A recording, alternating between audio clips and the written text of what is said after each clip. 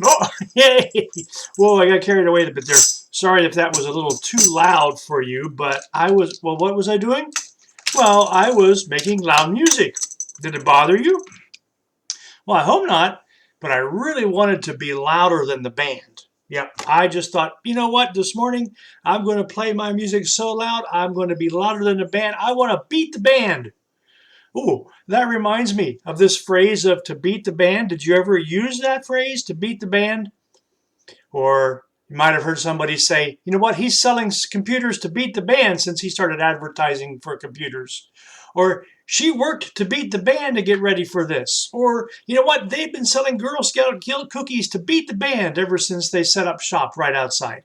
Well, if they've sold a lot of Girl Scout cookies, why are they trying to beat the band? Well, they're not really trying to beat the band, but it's because this phrase, to beat the band, means to go about things very briskly, very fast, to go to the greatest possible length or degree, to do the most that you can, just to beat the band. Now, where did that phrase come from, and why do we use it? Because it doesn't really mean anything in some of those phrases about playing loud music or beating the band. Ooh, I forgot to play this. Ooh. Yeah, no, the phrase, the idiom, uses beat in the sense of surpassing or going beyond. The phrase, according to one theory, references a desire to arrive before the musicians who lead the parade arrive. So you can see the whole event. So you could say, I'm going to beat the band. I'm going to get to the Memorial Day parade before the band gets there, because they often lead the parade. So I'm going to beat the band. Another writer believes this phrase comes from the idea of making more noise than a loud band, meaning to literally drown out the band, which I guess I was trying to do. Well, no matter how we use this phrase, we do know that it originated in the late 19th century Britain and soon traveled to the United States, Canada, and other English-speaking lands. 1897, we read this in a book where a guy says, I was driving lickety-split to beat the band. So he was driving fast. He was going somewhere with a purpose, on purpose, to get somewhere before everybody else did, to beat the band. So to beat the band is this idea that we just need to do things more louder. We need to get there first. We need to do things before other people. Yeah, to beat the band. Well, sometimes we want to see who can be the loudest. Sometimes we want to see who can be the first. You know what? Many times, though, these things become distractions and they can actually cause us stress, undue stress. Being the loudest or the first isn't always so important, is it?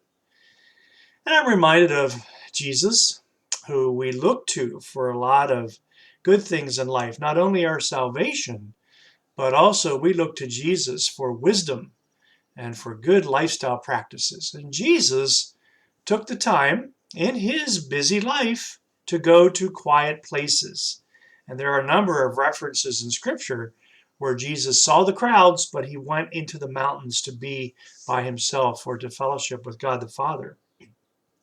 In Mark chapter 6, verse 31, we see this. Many people were coming and going, so they did not even have a chance to eat. And Jesus said to his apostles or his disciples, come with me by yourselves to a quiet place. You need to get some rest. Finding a quiet place is sometimes more important than beating the band. And there are a number of passages in Scripture that reflect on the challenge of being quiet, taking time to breathe deep, to relax a bit. 1 Thessalonians 4:11 says, and do everything you can to live a quiet or modest life. You should mind your own business and work with your hands just as we told you to. Be purposeful in your life. Don't get too hectic or stressed. Psalm 107, 29 and 30 speaks about God and his power on the earth. He made the storm as quiet as a whisper. The waves of the ocean calmed down. The people were glad when the ocean became calm, and then he guided them to the harbor they were looking for. That was written long before Jesus lived, And yet it reminds me of the time where Jesus and his disciples were on the stormy ocean in the boat. And Jesus quieted the waters, and the disciples were no longer fearful, not as stressed. So God can be our guide in the stormy times of life, where he makes things calm, and then we can go to this harbor, this restful place. Oh, yeah, it reminds me of an old gospel song, A Haven of Rest. And yeah, anyhow. And then there's another verse from Psalm 46:10. He says, "Be still and know that I am God.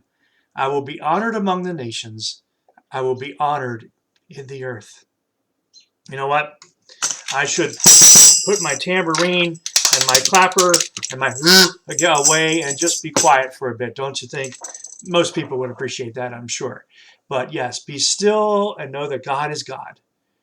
I hope that in the next few days you can take some time to relax and rest, not be stressed, not to be the loudest, not to be the first, not to beat the band, but just to be with God, and be free, be calm, be stress-free. There, that's what I wanted to say.